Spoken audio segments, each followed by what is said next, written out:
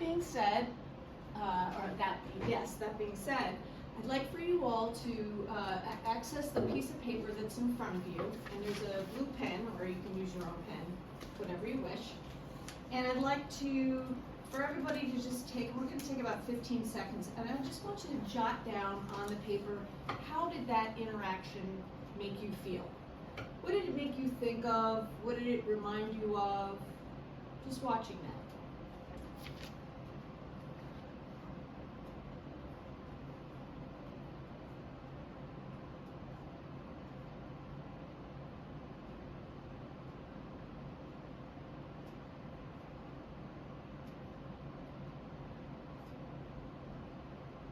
Okay, now, I want you to jot down, we're going to take about 15 seconds to do this too. Jot down all the nouns that Teepa mentioned, objects that she mentioned in her little interaction. So, and there's at least 15 of them. So name as many of them as you can.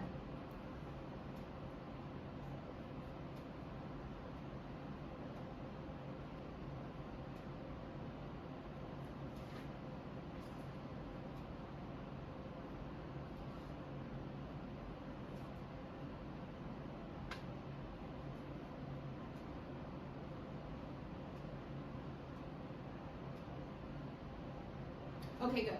All right, so pens down. So let's just go around, start one person around the room. Let's talk about, how did that piece make you feel? What about that piece resonated with you? Anybody want to start? Just a couple of things. It made me feel worried. It made you feel worried. Yes. Okay. Yes, it made me think of my parents right away. It made you think of your parents. Okay. All right. Yeah. Anybody else? Yeah, I felt nervous, empathy for the character that she was playing. You felt nervous and empathy. Why so? Well, I just felt for her the idea, like, she couldn't remember the friend's name. I felt for her. And then nervous, yeah, like, oh goodness, like, we've all been distracted in moments, but I think she was demonstrating an aging brain, so thinking about my parents or my own brain at some point in my life. Good. People Okay. I love. Good. Nervousness and Yeah. thinking of yourself and your parents. Okay, Monica. I thought this was normal aging, so I actually felt somewhat relieved in a way, because I was like, I have word retrieval issues all the time, and like, I don't want to have them consistently, right? But like, I was like, oh, I could relate to like the idea of like walking into a room and being like, what?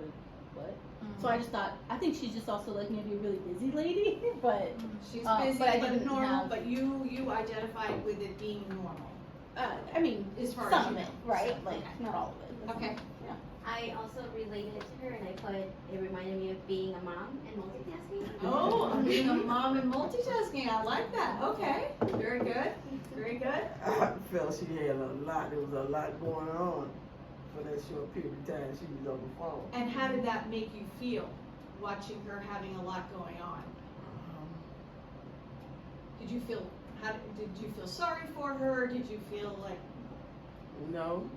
you didn't feel sorry? No, just I didn't feel sorry observe. for her. Okay. Yeah. All right. So now let's talk about the 15 nouns or objects that Teepa cited in her interaction. How many did you get? I did mall, coffee, chocolate. I think it was coconut. And a friend liked which end of the mall, Okay. Macy's. Okay. Let's just say, which of the two activities or exercises were easier for everyone? The first one, writing down how you felt, or recalling the 15 nouns or objects? The first The one. first one for me. The first one. Why do you think that was easier? I was already feeling something. I You- think I was already activated feeling something. You were so yeah, it, so I was attuned to what it was making me feel. it I wasn't- connected to what you were feeling. Right. Okay, Judy, you started to say something. Yeah, I was going to say I related to her trying to think of so many things at once and trying to remember things that she had to do. And why do you Everything think I that was? So the emotion of that is what you were talking about, or actually you trying to recall the 15 things? No, the emotion of her trying to think of all the things that she needed to remember. Okay, good. Okay, Monica. The first, I mean, I think we remember things where we have more of an emotional connection to it. right? Emotional So- connection, right, This so is- how it Mhm. made you feel, Mhm. okay? Yeah, same, the first. Same thing, Okay. much easier on the first one, right? Felt pretty good. Feel the same thing? Okay.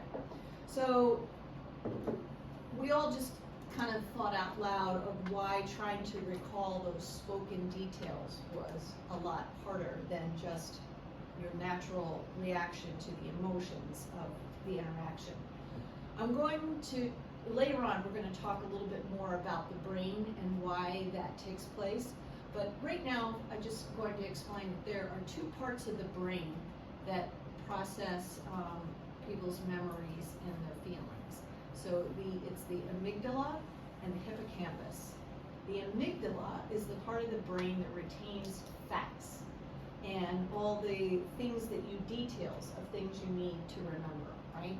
So all of your, you're studying and you're taking in all this data and information, that's your brain, that part of the brain helps to organize that. The hippocampus, wait, did I just say, no, the amygdala, excuse me, the amygdala is the emotional part of your brain, the fight or flight piece of your brain. So it really doesn't have any control over things unless it like suppresses itself specifically, but it just naturally wants to ignite. So as you are aging, if you think about the difference between the two, the one that helps you learn new details and remember them, that's the hippocampus, okay? The one that helps you react to threats, get your needs met, and seek pleasure, that's the amygdala, right? So it's detail, fact versus emotion. The one that has less shrinking and aging as we get older is the hippocampus, and the one that remains active is the amygdala. So think about that. So the one that has all the emotion stays active as we age. The one that's supposed to retain the information starts to decline. So a typical normal hippocampus can only retain 5 to 8 details at a time. So for example, changing locations, going from room to room, changing from one focus to another, it distracts the hippocampus. So it makes it hard to hold on to information. And this can make it really hard to hold on to details from a recent conversation. So, knowing this, how would you understand the difference in what you could or could not remember? And does it raise or lower your concern about normal versus not normal changes for yourself or someone you know or love? So just think about it for a moment, and then let's just talk out loud. So knowing the two, what you just saw here on the clip, what do you think, what would be your conclusion, or what would you pull away from that in what we just talked about? Normal to not normal aging. Yeah, I don't know if this has answered your question, but I'm just reflecting on the idea of how the amygdala and the hippocampus can support each other, and with what Monica said, like the more emotion that we have about a detail, the more likely we will remember it. So if the amygdala is functioning well, and if we're focused, I think there's, and if we have emotion about it, whereas for me, I did feel nervous so I wasn't fully like listening to all the details of what she's saying for the whole time. Like I was reflecting on, my parents, or, I've done that where I have multiple things and I can't remember. So I was kind of probably with my own nervousness or anxiety, that actually was working against me, right? And then I think about aging and how anxiety potentially could impact memory, because then we're not as focused and then we don't remember as many details. So all of those thoughts are Good going point. on Anybody right else? now.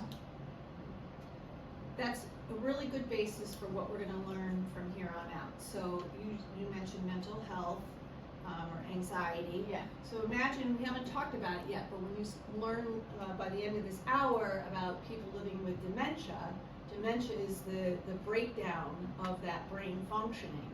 And so you just mentioned difficulty trying to hang on to those steps, those details, and then pulling in the anxiety of trying to carry those details. Which one do you think is gonna win in the end? The emotions are gonna stick with that person.